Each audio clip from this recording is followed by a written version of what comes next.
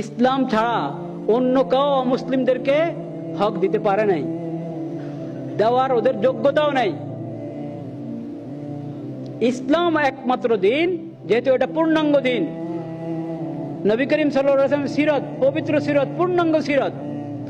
এজন্য নবী করিম সাল্লাল্লাহু আলাইহি ওয়াসাল্লামের সিরতের মধ্যে, তার শরীয়তের মধ্যে, তার উপর যে কোরআন অবতীর্ণ হয়েছে সেই কোরআনের মধ্যেই সকল অমুসলিমের হক আছে। কিন্তু অমুসলিমের হক থাকা মানে এ না যে নন ইসলামকে ইসলাম বলা, না, ওটা ইসলাম নয়, সে অমুসলিম। আল্লাহর পক্ষ থেকে আদিষ্ট সে ইসলাম গ্রহণ করার জন্য। সে যদি গ্রহণ না করে, তো সে যেহেতু আদম সন্তান, আল্লাহর সৃষ্টি, আল্লাহর বন্দা, কিন্তু বন্দা হয়েও বন্দিগি করে না, আল্লাহর বন্দা হয়েও বিদ্রোহী হয়ে আছে। তারপর আল্লাহ বলে যে তার চূড়ান্ত পাকার আমার কাছে হবে আখিরাতে। দুনিয়াতে সে যদি অন্যের উপরে জুলুম না করে, তার ইজ্জত আবরু নিয়ে তার জানমালের নিরাপত্তা আমার শরীয়তে দেওয়া আছে।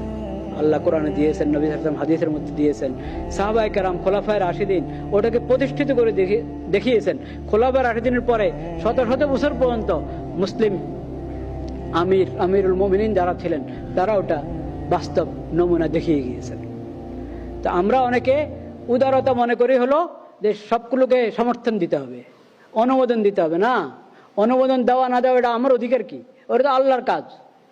আল্লাহ তাআলা ইসলামকে বলেছেন, এটা ইন্নাদ দীনা ইনদাল্লাহিল ইসলাম। সবাইকে ফরজ করেছেন, সব মানুষের উপরে, যে ইসলাম গ্রহণ করো। না করলে তুমি ভিন্ন রাস্তায় আসো, তোমার এটা হিসাব দিতে হবে আখিরাতে। আর দুনিয়াতে যদি তুমি অন্যের উপরে জুলুম না করো, তাহলে তোমার সুন্দরভাবে থাকার অধিকার আছে, জানমালের নিরাপত্তা আছে। যদি আরেক জায়গায় জুলুম করো, তো জুলুমের যে বিচার, সে বিচার হবে তোমার। এটা হলো কথা।